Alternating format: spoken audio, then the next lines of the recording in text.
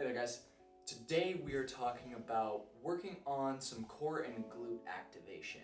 The reason why that we're kind of hammering these together is because we've been running into some patients that are having some groin issues, some hip flexor issues, and a lot of the times these come up due to the fact that when we think about the hip musculature, right, how everything works with our hip is we actually have to have tension coming up, right? So if this is my hip bone, and this is my leg bone, right? So the hip as in the pelvis, and my leg bone being like my femur.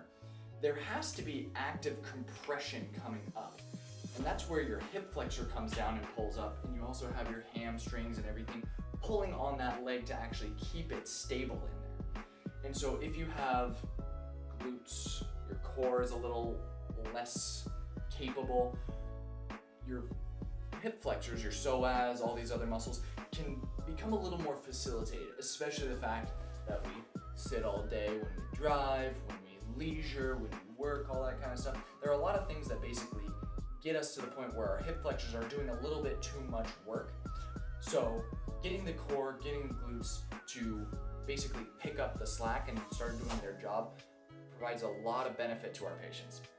So this is kind of the series that we walk them through. So what we're gonna do is we're first gonna start out in a simple lunge. I'm here, I got my leg pointing straight down to the ground. I'm not tilted back, I'm not tilted forward. I wanna be nice and stacked here. What I want to imagine is I want to imagine taking my tailbone and tucking it way under, like a dog is tucking its tail between its legs, right? That inevitably makes me squeeze my glute relatively hard. And that's great. Now what I want to do, just to feel the contrast, is I want to do the opposite motion. I want to imagine poking my butt all the way out, thinking of Donald Duck, great guy. We're poking that all the way out. That, I feel a lot of contraction in my low back. We want to be more facilitated towards that glute. We want more glute activation.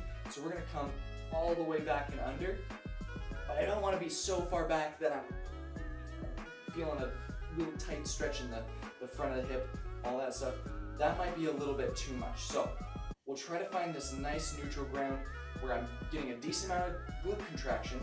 I'm feeling my core get tight, where I'm taking my belly button and trying to bring it up to about my mid back, right? So it's sucking in and up. So now that I'm getting really tight through here, all I want to do is I want to think of squeeze my glute just a little bit harder, just a little bit harder. You can see at my leg, when I squeeze my glute just a little bit, those hips shift forward. I do get a minor stretch in the front of the hip, but we're getting that glute to just turn on. So I'm here, nice and tight in my core, turn on, turn on. Come on, baby. We're getting that glute to start to turn on. From here, this is a great place to start for those that are a little detrained or haven't had this exercise before. This is a great place to start, where I'm doing about 10 contractions and then I can relax. And then I'll come back in for 10 contractions, doing about 1 to 2 sets or 1 to 2 groups of 10 per set per day, right? So we're getting a solid amount of input into the body. But then what we can do is we can kind of tune it up a little bit, where I'm here in this position, still warming up with that kind of contraction. But what I can do is I can curl the toes down, and what I want to do is I want to hold strong here, and I'm just going to stand up. So I'm nice and strong, stand up, and come back down. Again, I want my knee right below my hip, nice and tight in that core. Feet are relatively close together. I'm not trying to be super spread out here. I still want to keep myself upright, and I'm going to squeeze nice and strong, glute, core, up. At the top, I'm feeling a lot of contraction because the opposite side glute is getting some activation as well. Activation in the quad, everything's working together. As we can see when I'm in this position, right, this is just like our overhead jerk or split jerk or a lunge.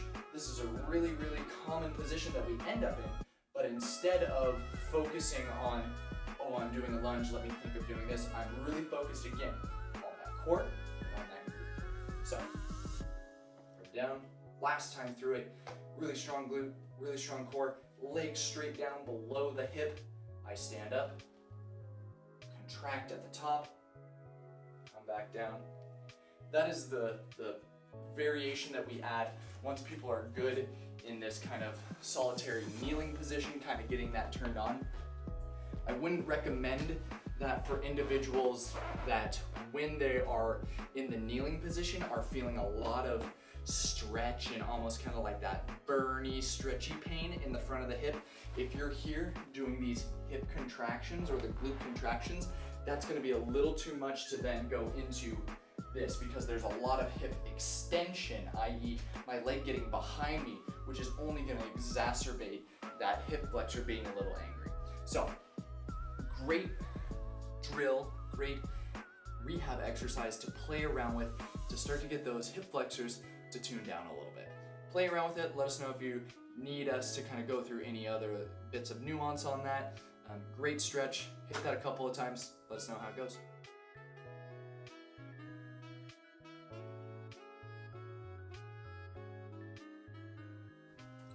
My hands are dirty.